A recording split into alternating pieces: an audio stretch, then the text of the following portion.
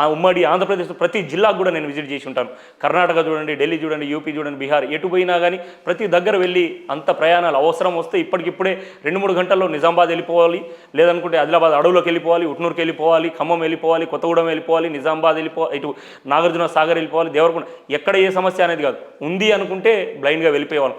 అటువంటి సమాజంలో ఈరోజు చాలాసార్లు ఆటుపోట్లు, ఒకానొక సమయంలో వెళ్ళిపోయి స్ట్రక్ అయినప్పుడు, మా సొంత వెహికల్ స్ట్రబుల్ ఇచ్చినప్పుడు ఎవరు ఆ టైంలో రాత్రి 1-2కి ఫోన్లు లేపనటువంటి పరిస్థితులు, టైర్ కొట్లలో పడుకున్నటువంటి పరిస్థితులు, రాత్రింబగలు వర్షంలో తడిచినటువంటి పరిస్థితులు, అవన్నీ నా స్వార్థం కోసం చేసి ఉంటే ఇవన్నీ చేసేవాడిని. నా కోసం చేయాలనుకుంటే నేను ఒక వైద్యుని, నెలకు నేను చిటికేస్తే నా కాళ్ళ దగ్గర అన్నీ వస్తాయి, ఇట్లా చిటికేస్తే జ్యూస్ వస్తుంది, వాటర్ వస్తుంది, ఏసీ ఆన్ చేయమంటే అటువంటి అన్ని హోదాలు అన్ని నాకు సౌకర్యాలు ఉన్నా కానీ బయటకు వచ్చానంటే ఇక అర్థం చేసుకోవచ్చు నా స్వార్థం గురించి. అయితే నేను అసలు డాక్టర్ కాబట్టి అందరు డాక్టర్ లాగా 50 సంవత్సరాలు అయిన తర్వాతనో రిటైర్మెంట్ అయిన తర్వాతనో ఓ 10 కోట్లు 20 కోట్లు పక్కన పెట్టుకొని రాజకీయం చేస్తామని వచ్చేవా డాక్టర్లు వేరు, అది స్వార్థం అనవచ్చు.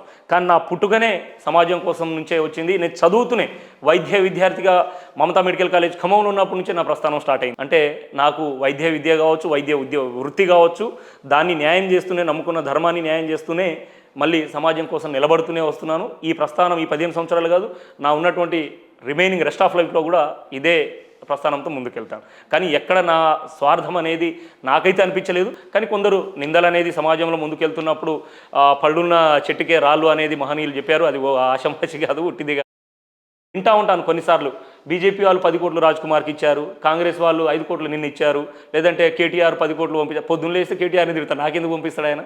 పొద్దున్న లేస్తే కేంద్ర ప్రభుత్వానికి ప్రశ్నిస్తా, ప్రభుత్వం మన సమస్యల పైన పొద్దున్న లేస్తే స్థానిక ఎమ్మెల్యేకి అక్కడ జడ్చర్ల పోతే ఇక్కడ ఇది అయిందని చెప్పేసి ఎమ్మెల్యేనే తిట్టి వస్తా, ఆ ఇష్యూని బయట స్టేట్ లెవెల్ తీసుకొస్తా. మన కేఎంసీలో డాక్టర్ ప్రీతిబాయిని చంపేస్తే అక్కడ నుంచి తీసుకొచ్చేసి నిమ్స్లో నేను ప్రభుత్వ డాక్టర్గా ఉండి మా డాక్టర్ వ్యవస్థకే మంత్రిగా ఉన్నటువంటి హరీష్ రావునే నాకు బాస్ అయినా కానీ ప్రశ్నించగలిగాం. ఎవరు ఏం చేయలేరు కదా. నాకు బెదిరిస్తే నా ఉద్యోగం తీస్తా అంటారు. ఉద్యోగం తీసినా పర్లేదు, మంచి కోసం నిలబడతా, తప్పకుండా తలబడతా అని చెప్పేసి పోరాటం చేసిన వాళ్ళకి ఈ మనీ అనేది ఇది కాదు. డాక్టర్కి ముఖ్యంగా వైద్యులు అనే వాళ్ళకి డబ్బు అనేది శాశ్వతం కాదు, ఈ వ్యవస్థ అనేది శాశ్వతం కాదు, ఈ శరీరం కూడా శాశ్వతం కాదని వైద్యులకు తెలుసు. వైద్య వ్యవస్థలో మేము ఉన్నాం కాబట్టి తప్పకుండా డబ్బుకి తలొగ్గే పరిస్థితులు లేవు. పరిస్థితులను బట్టి అన్యాయాన్ని ప్రశ్నించే దానికి మేము ముందుంటామని కూడా తెలియదు. డాక్టర్ రాజ్ కుమార్ గారి జీవిత ఆశయం ఏంటంటే ఏం చెప్తారు? నా జీవిత ఆశయం నేను ఇప్పుడు అదే చెప్తున్నాను.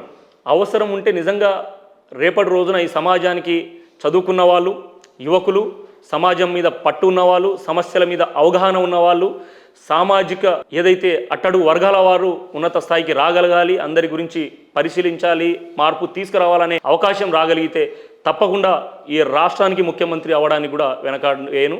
తప్పకుండా ఈ రాష్ట్రాన్ని మార్పు తీసుకొచ్చి యావత్ దేశంలో ఉన్నటువంటి రాజకీయ పరిస్థితులను కేవలం యువతను ముందు తీసుకొచ్చి వారిని యువ చైతన్యం చేస్తూ యువ భారత్ నిర్మాణానికి, వికాస్ భారత్ ఉన్నటువంటి ఏదైతే మహనీయులు చాలామంది ఈరోజు భారతదేశ పురోగతి కోసం పనిచేస్తూ ఉన్నారు, అలాంటి వారిని కూడా ముందుకు వారి యొక్క ఆదర్శం తీసుకొని సమాజం కోసం నిలబడడానికి కూడా ముందుకు తప్పకుండా వస్తాము. ఎక్కడికి వెళ్ళినా కానీ భారతదేశము నా భారతవని, నా రాష్ట్రము నా సమాజం, చివరి వరకు కూడా అదే నా అంతిమ లక్ష్యం. అందరి కోసం నిలబడాలి, అందరి కోసం కనబడాలి, అందరి కోసం అందరి చేతులు గడిగించి వాళ్ళకి తిండి పెట్టి కూడా తిండి లేని రాత్రులు, నీళ్ళు లేని రాత్రులు ఎన్నో గడిపాను. అలాంటి టైంలో కూడా అరే ఎవరి కోసం చేశానని చెప్పేసి నా వైద్యులు, నా తోటి వైద్యులు కూడా ఎందుకు అంత కష్టపడతా ఉన్నాం తిట్టిన రోజుల్లో కూడా కన్నీళ్ళు వచ్చినాయి.